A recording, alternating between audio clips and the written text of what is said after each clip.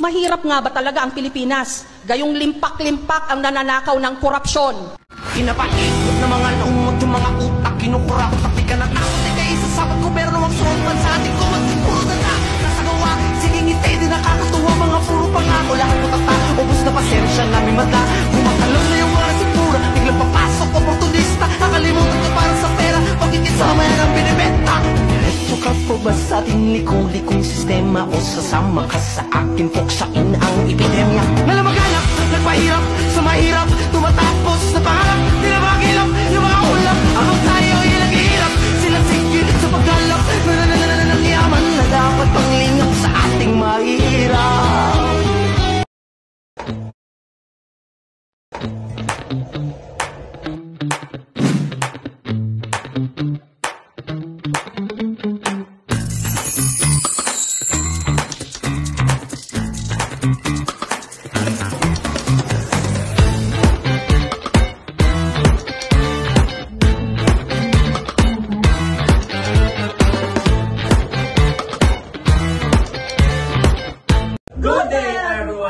Welcome to Advocacy Summit 2025. I am Bianca Quizon, together with my partner.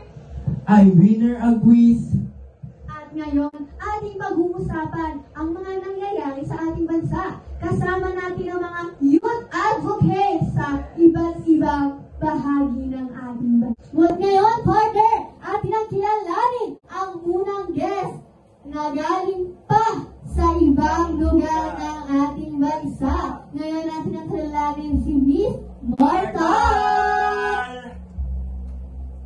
Ayan, partner. Saka before tayo pumunta sa mga nagbabagang katanungan, atin muna siyang kamustahin at kilalanin. Miss Martal, kamusta na po kayo at pakilala niyo po ang inyong sarili sa ating mga manunood. Hello, okay lang ako. And my name is Ella J. Martal. At ako po ay isang youth advocate. Siya ay isang youth advocate, partner. Tama tayo ng mga napiling guests dahil ang ating mga guests na young is gustong matuto. Okay.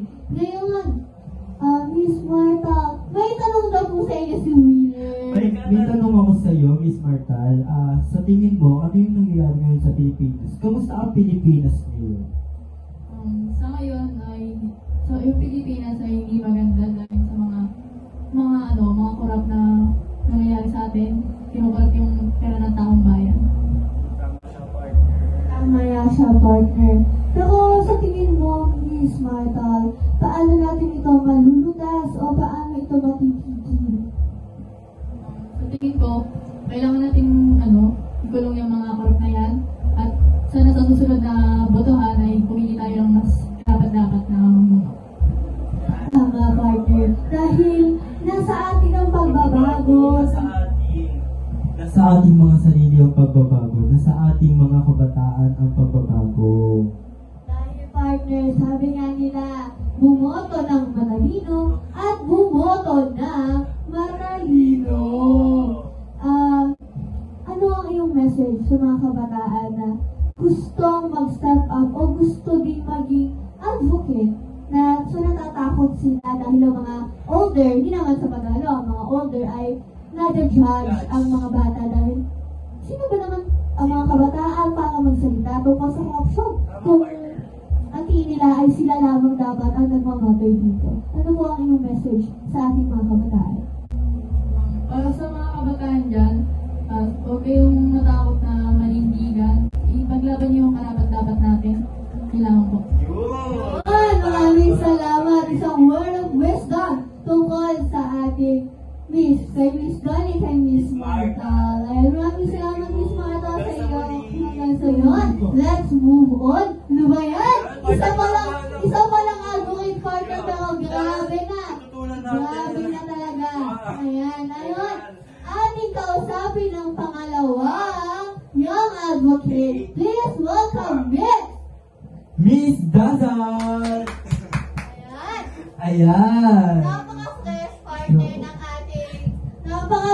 partner ng ating young advocate. Parang hindi stress galing sa biyahe. Ayan! Miss Dazal, kumusta naman po ang biyahe pupunta dito sa amin? Okay na, ma'am ko. Medyo traffic. Ayan! Medyo traffic. Nasa sa mga dahilan ng corruption ay ang mga traffic, ang mga sirang kalsada hindi inaayos, ang mga ayos na kalsada sinisira. Tama Ay ka, nako! grabe. Ayan! Paano ito mapupuksa? For me po, we can fight the corruption by being aware and doing what's right. And even in the small things, at kapag po botahan na po, kailangan po natin pumili ng yun, tingin po talaga natin na para po siya dun sa deserving nga po dun sa position na po. Na magagawa niya po yung tama. Ayan, maraming salamat Ms. Dada for that wonderful and meaningful question. Ngayon, partner, ikaw ba? May tanong kayo Ms. Dada. Ito lang is, ano yung message mo sa mga kabataan na mag-speak up ba sila? Ayun. Ang masasabi ko lang sa mga kabataan po, sa generation po ngayon, huwag kayong matakot na magsalita, tumayo, lalo na kung yung pinaglalaban nyo is may sense at makakatulong sa ating bayan. Tama na mga partner. Huwag tayong mananahimik. Dahil ang pananahimik ay isa sa mga signs ng hindi pagtutol. Tayo ay isang pagsang-ayon, ito ay pag-oo sa korupsyon. Ngayon, maraming salamat po, Ms. Dada. Diba? So, baka sakit sa puso na may mga kabataan o may mga Pilipino na naghihirap, hindi makakain. Ngunit itong mga taong itong nakaupo, nangako na magsisilbi sa atin, ay sila ang nagnanakaw, tumatamasa ng pera ng bayan. Napakasakit na talaga isipin, partner. Kasi talagang, grabe, kung iisipin nyo, mga manonood, is grabe, napakasakit talaga sa puso ang mga nangyayari sa Pilipinas. Ngayon, partner, atin ang kausapin ng mga youth na kung ano ba ang kanilang natutunan sa ating youth summit! Ayan, tinatawagan na ulit namin si Kate Ortiz para pumunta rito. Ayan, gusto lang kita tanungin, ano yung natutunan mo ngayon? Tutunan ko lahat walang maging kurap sa isang bansa upang mabawasan ang hirap ng mamayanan at mapaganda pa ang ating bansa at maging unlad. Tama ka, partner. Bilang makinig ito mula sa isang kabataan, napakalaking panganga para sa ating bansa.